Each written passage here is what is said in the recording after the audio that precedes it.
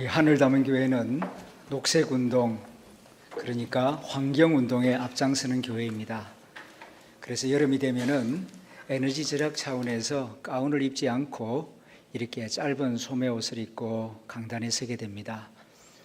오늘 환경주의를 지키면서 여러분들이 다시 한번 병들어 신음하는 환경의 신음소리를 들으시고 하나님의 자녀답게 환경을 깨끗하게 지키는 일에, 건강하게 지키는 일에 관심을 가지고 힘과 노력을 보태주시기를 바랍니다.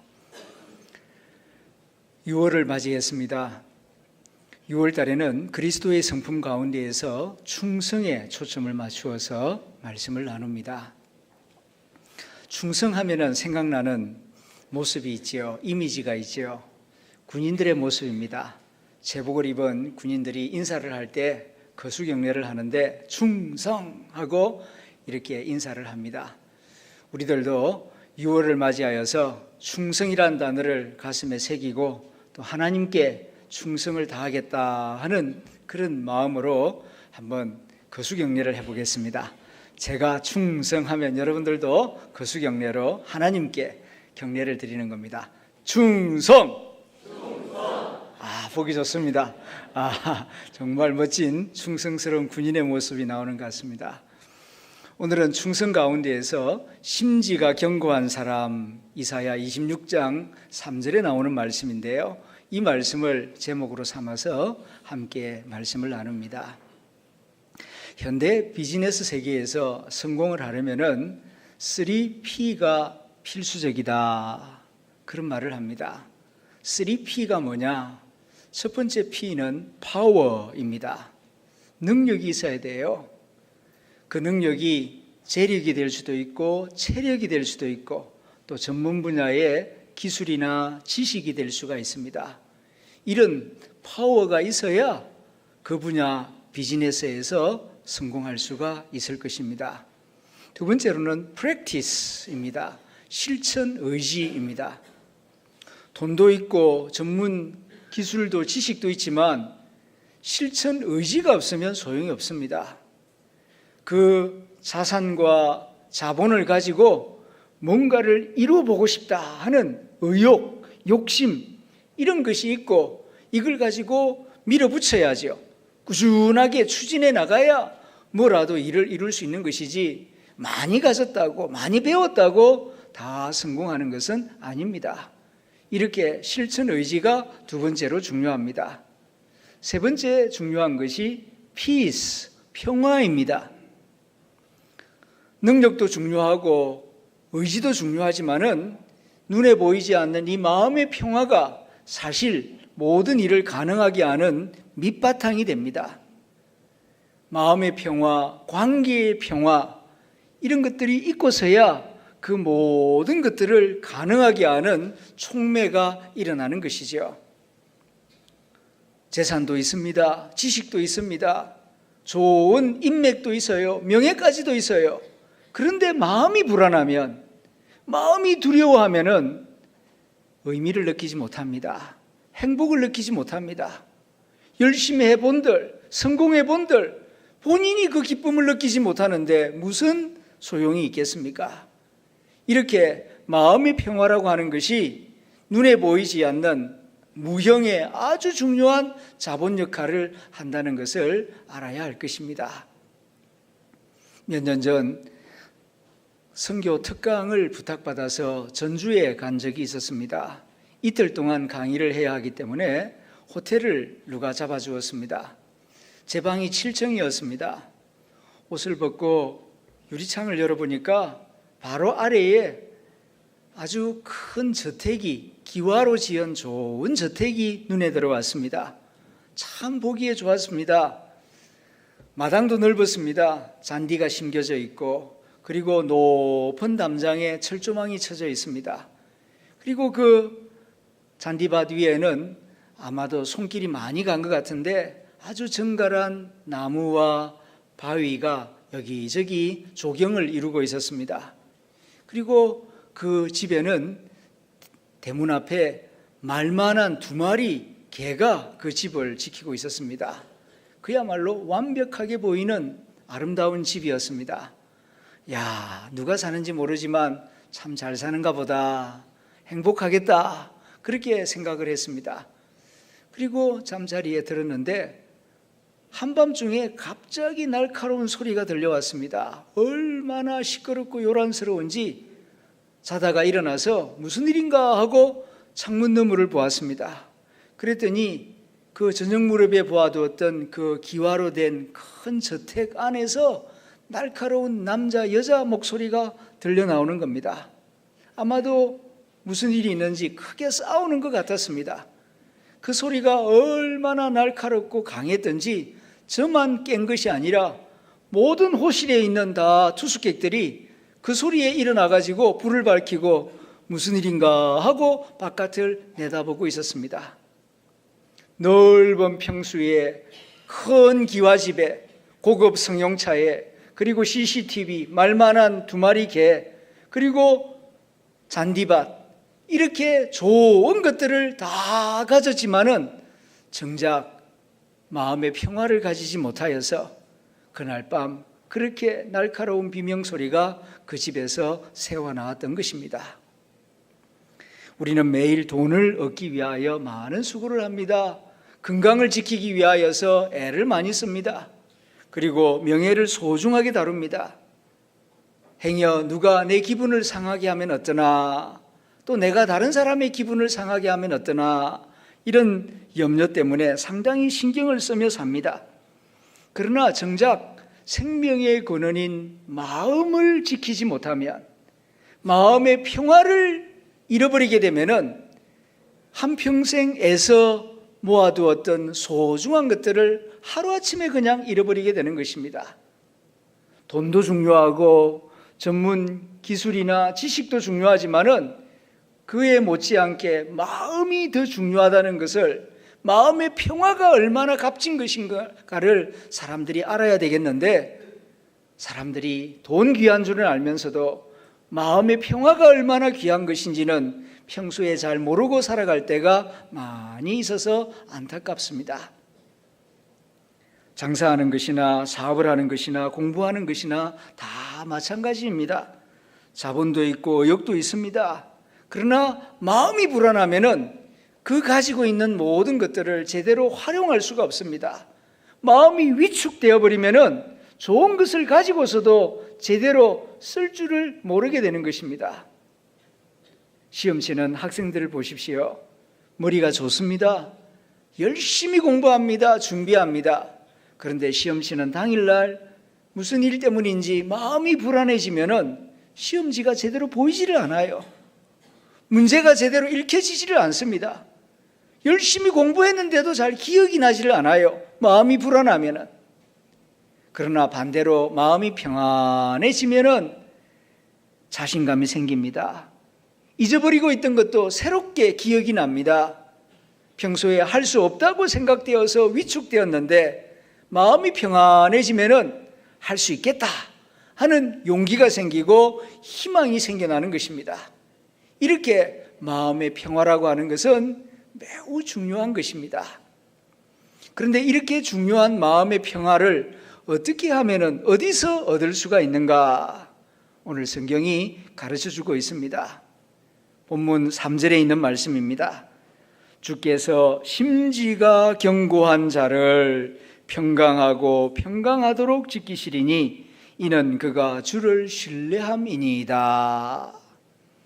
하나님이 평강하고 평강하도록 지켜주시겠다는 사람이 누구냐 하면은 부자가 아니에요. 인물 좋은 사람이 아니에요.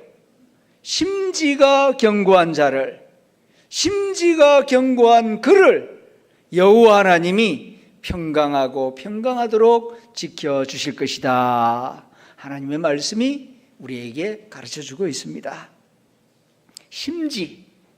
심지가 무엇이겠습니까?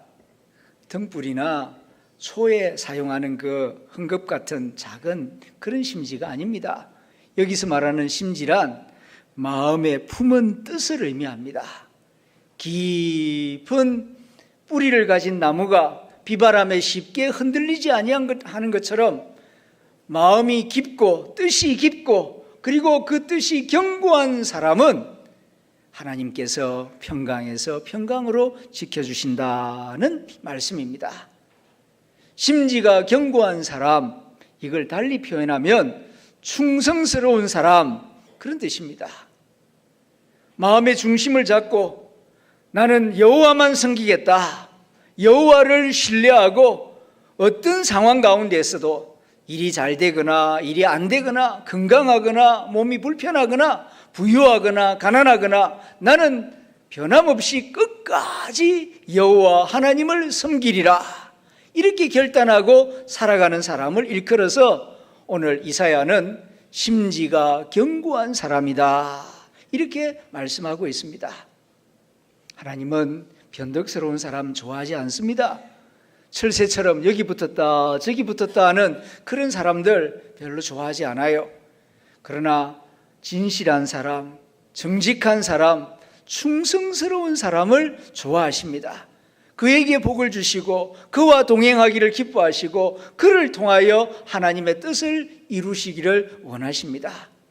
그러므로 오늘 교회 와서 예배드리는 성도 여러분, 하나님을 사랑하고 하나님께 충성을 다 바치는 신실한 성도들이 다 될 수 있기를 기원합니다.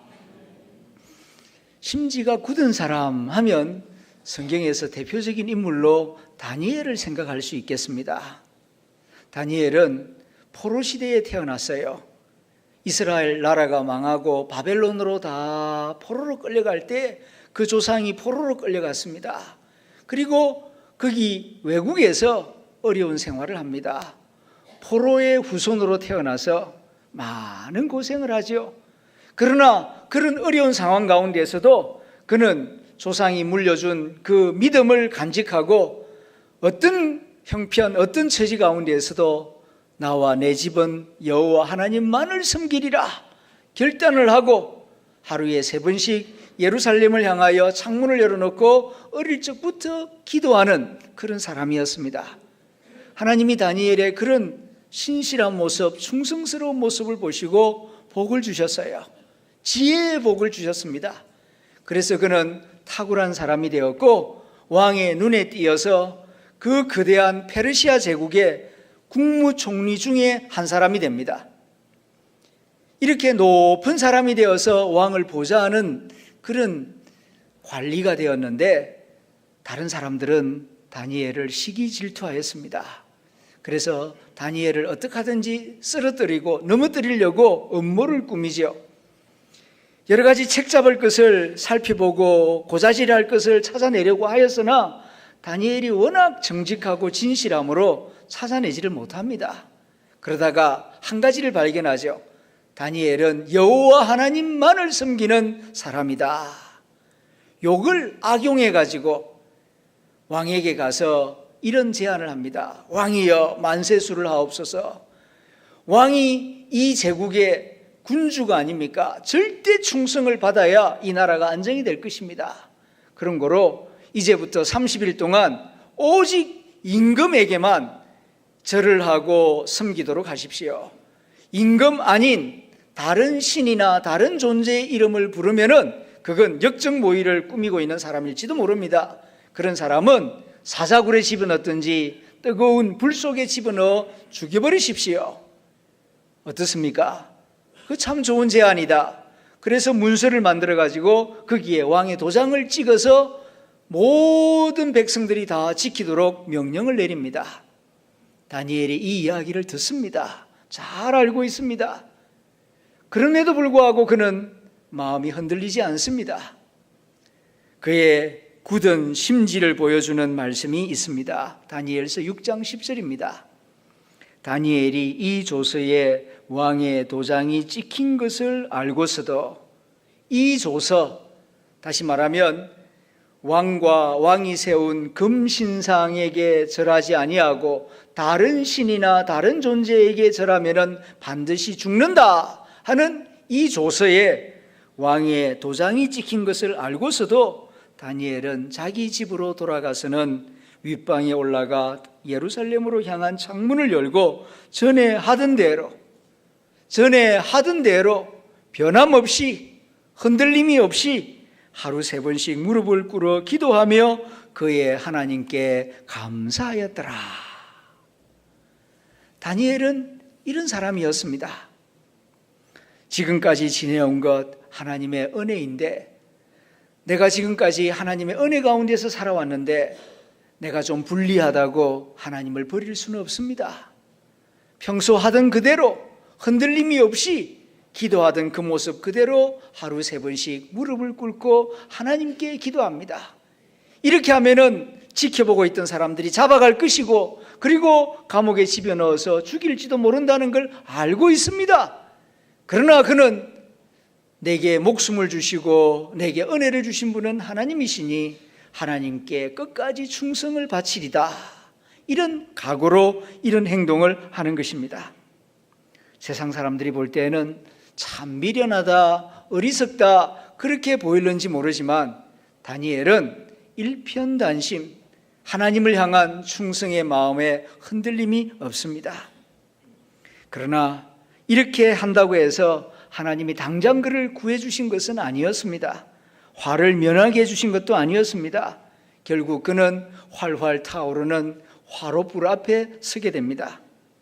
그를 사랑하는 사람들이 다시 한번 생각해 보라고, 30일만 지나면은 다시 괜찮아질 것이라고, 양보하라고, 타협해 보라고 종용을 합니다. 그러나 다니엘은 그때 이런 말을 합니다. 다니엘서 3장 17절 18절 말씀입니다. 왕이여, 우리가 섬기는 하나님이 계시다면 우리를 맹렬히 타는 풀무불 가운데서 능히 건져내시겠고 왕의 손에서도 건져내시리이다.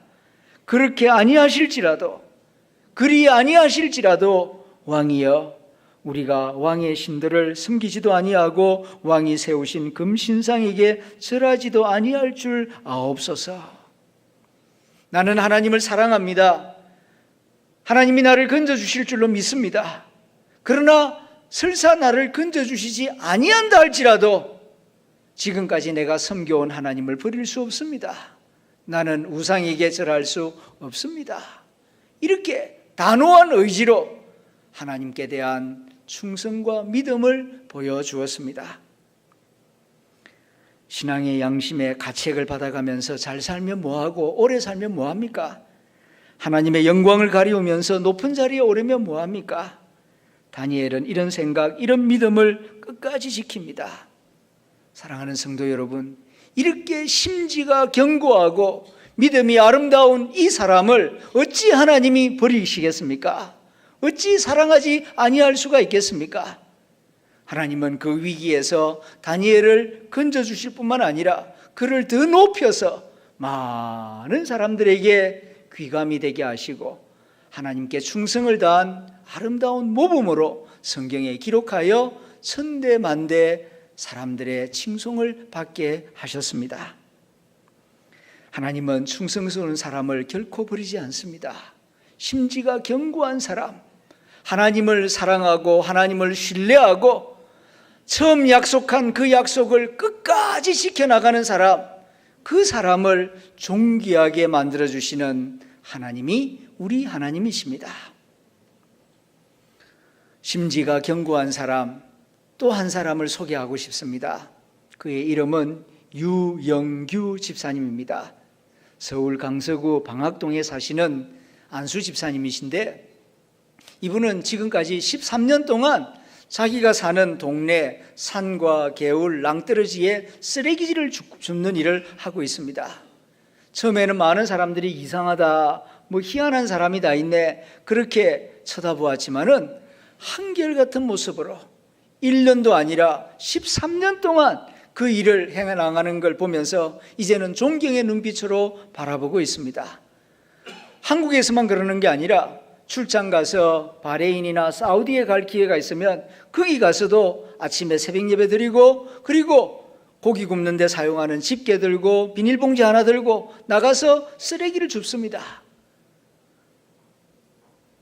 이슬람을 믿는 중동 사람들이 그 모습을 보고 감동을 받아서 그를 신문에 보도했고 텔레비전에 내보냈고, 나중에는 22개국 사우디를 비롯한 중동 여러 국가 텔레비전에 나와서 환경운동을 일으키는, 중동에서 환경운동을 일으키는 그런 주역이 되었습니다. 우리가 눈여겨보아야 할 부분은 그가 어떻게 해서 쓰레기 줍는 사람이 되었는가.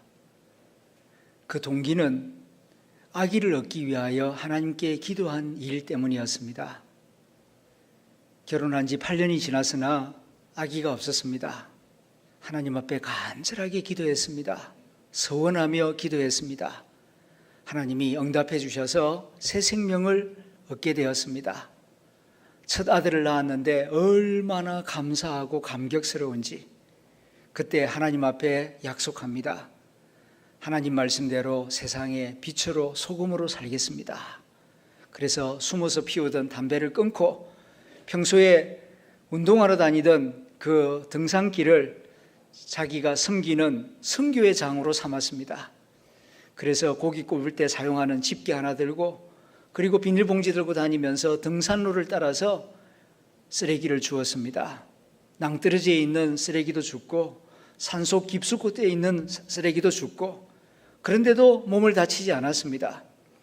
새벽 4시에 새벽기도 드리고 5시부터 7시 반까지 이산 저산 다니면서 쓰레기를 주우면서 때로는 한밤중에 산속에 노숙하여 죽을 뻔했던 그런 사람들을 발견하여 병원으로 옮겨주기도 하고 자살하려고 하는 사람을 발견하여서 다시 생명을 살리는 데 도움을 주기도 하고 또 어떤 장애인은 새벽에 나왔다가 휠체어가 넘어졌는데 사람들이 아무도 안 다니니까 엎드려진 그대로 있었는데 때마침 이 유영교 집사가 지나가다가 그 장애인을 일으켜 세우는 바람에 다시 살아나는 그런 기적 같은 일들이 있었습니다. 처음에는 많은 사람들이 비웃었죠. 희한한 사람이 다 있다고. 그러나 그는 하나님 앞에 약속하고 끝까지 그걸 지켜나갔습니다. 사람을 기쁘게 하는 것이 목적이 아니라 하나님과 약속한 것을 지키기 위하여 그는 변함없이 흔들림이 없이 끝까지 하나님과 약속한 바를 지켜나갔던 것입니다. 그의 선행도 아름답지만은 흔들림이 없이 변함없이 하나님과 한 그 약속을 지켜나가는 그 신실한 모습, 그 충성스러운 모습을 우리가 눈여겨보아야 할 것입니다. 그리할 때에 예기치 않은 그런 일을 만나서 중동 22개 국가에 방영되고 환경대통령으로 조국의 명예를 더 높일 뿐만 아니라 안 믿는 무슬림들에게도 복음을 전하는 그런 놀라운 은혜가 그에게 주어졌던 것입니다. 충성이란 이런 것입니다. 하나님을 신뢰하는 마음으로 변함없이 선을 행하며 진리와 언약을 끝까지 지키는 태도입니다. 하나님은 이런 충성스러운 사람을 기뻐하시고 그에게 복을 주시고 그 후손에게도 복을 주시는 참 좋으신 하나님이십니다. 그동안 우리는 심지를 견고하게 가지는 일보다는 많이 변명하고 세상 눈치를 보는데 급급할 때가 있었습니다. 무엇이 먼저이며 무엇이 우리를 참 평강으로 인도할 것인지를 깊이 생각해야 합니다. 평강의 길은 많은 지식이나 많은 소유에 달려있는 것이 아니라 믿음과 충성에 있다는 사실을 기억해야 할 것입니다. 능력도 지식이나 소유에 달려있는 것이 아니라 믿음과 충성에서 참된 능력이 나온다는 사실을 기억해야 할 것입니다. 지식이 좋은 것이지만 배우는 것, 지식이 풍성해지는 것으로 인하여 믿음을 잃어버린다면 그건 비참한 일입니다. 돈을 많이 벌어서 부해지는 것도 좋지만 이것 때문에 신의를 잃어버린다면 그것 또한 불행한 일입니다. 성공은 했지만 그것 때문에 믿지 못할 사람이 되었다면 그 성공은 사실 의미 없는 것입니다. 사랑하는 성도 여러분, 모든 것을 잃어버리고서라도 신의를 지키고 믿음과 충성을 지키는 좋은 그리스도인이 되기를 기원합니다. 하나님의 평강과 축복은 신의를 지키고 믿음을 지키고 심지를 견고하게 가지는 그 사람과 함께할 것이기 때문입니다. 기도하겠습니다.